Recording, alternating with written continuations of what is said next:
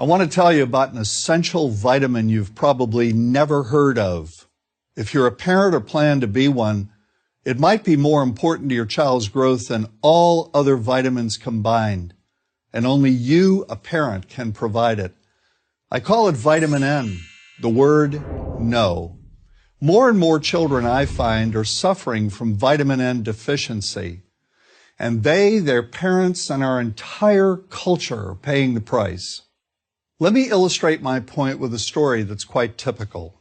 A father, I'll call him Bill, gave his son, age 5, pretty much everything the little boy asked for.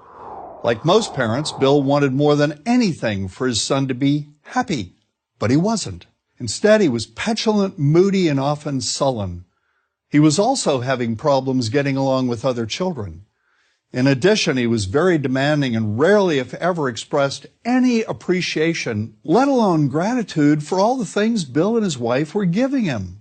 Was his son depressed, Bill wanted to know? Did he need therapy? His son, I told him, was suffering the predictable ill effects of being overindulged. What he needed was a healthy and steady dose of vitamin N. Overindulgence, a deficiency of vitamin N, leads to its own form of addiction.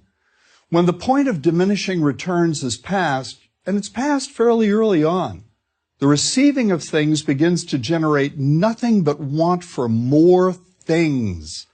One terrible effect of this is that our children are becoming accustomed to a material standard that's out of kilter with what they can ever hope to achieve as adults.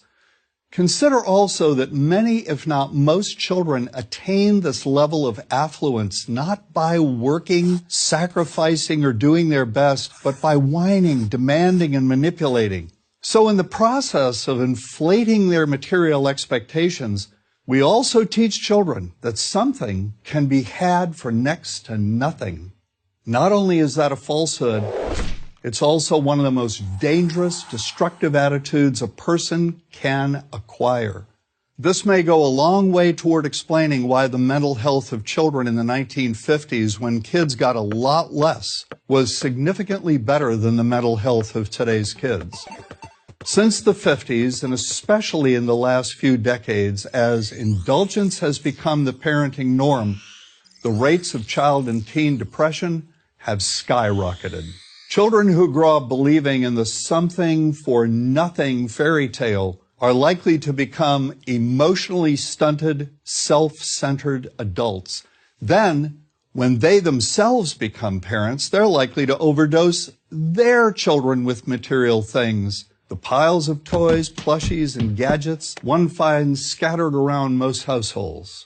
In that way, overindulgence, a deficiency of vitamin N, becomes an inherited disease, an addiction passed from one generation to the next.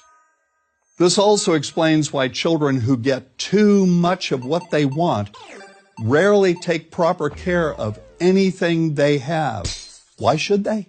After all, experience tells them that more is always on the way. Children deserve better.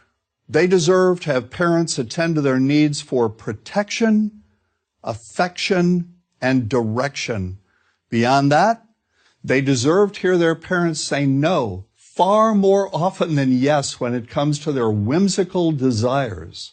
They deserve to learn the value of constructive creative effort as opposed to the value of effort expended whining, lying on the floor, kicking and screaming, or playing one parent against the other. They deserve to learn that work is the only truly fulfilling way of getting anything of value in life, and that the harder they work, the more ultimately fulfilling the outcome. In the process of trying to protect children from frustration, parents have turned reality upside down. A child raised in this topsy-turvy fashion may not have the skills needed to stand on his or her own 2 feet when the time comes to do so. Here's a simple rule. Turn your children's world right side up by giving them all of what they truly need, but no more than 25% of what they simply want. I call this the principle of benign deprivation. When all is said and done, the most character-building 2-letter word in the English language is no. Vitamin N. Dispense it frequently. You'll be happier in the long run, and so will your child. I'm John Rosemond, author and family psychologist for Prager University. To subscribe to our YouTube channel, click here. To help keep our videos free, donate here.